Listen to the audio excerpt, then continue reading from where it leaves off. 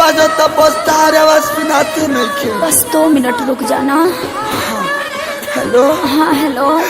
Hello. क्यों रो रहे हो बाबू?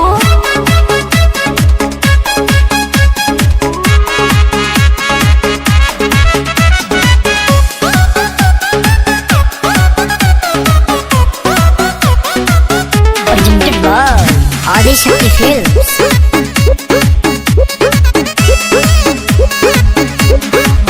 तनी समझ हमार मजबूरी है जान, नहीं रोवल गावल इतना जरूरी है जान।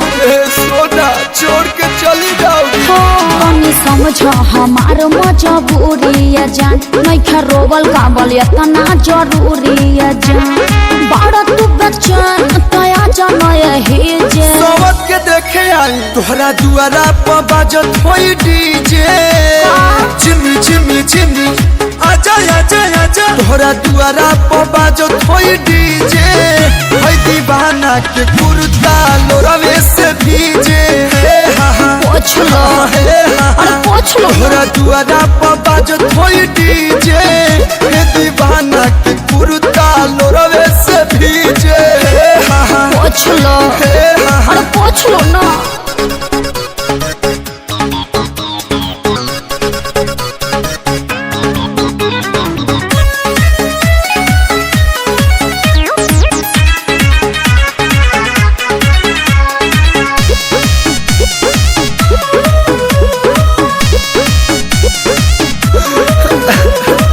ऐसे न रोवाया जा, छछनता हमरो परा।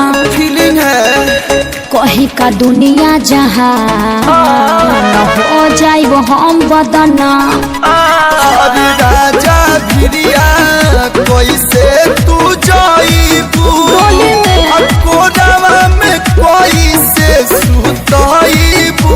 अरे मुड़ी धके प्यार नहीं पाई हमसे शादी करे जे। तो काहे के जाता रू तोहरा दुआरा पर बाजत होई डीजे। चिमी चिमी चिमी आजा आजा नाचो तोहरा दुआरा पर बाजत होई डीजे। हे दीवाना के कुर्ता लोरवे से भीजे। पोछ लो अरे पोछ लो। तोहरा दुआरा पर बाजत होई डीजे। हे दीवाना के कुर्ता लोरवे से भीजे। अरे मुर्गी तो प्यास के आंसू तो आंसू निकलत रे यार।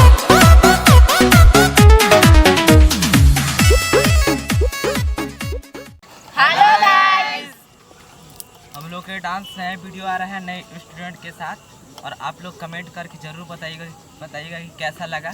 और हमारा डांस क्लास खुल चुका है, उसी का इन लोग स्टूडेंट है जो आप भी अगर चाहते हैं हमारा डांस क्लास में आना चाहते हैं तो आ सकते हैं।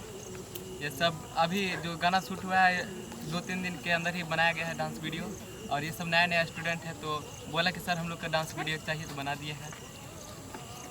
तो आप बताइए कि लोग कैसा किया डांस। लाइक कमेंट कीजिएगा चाचा।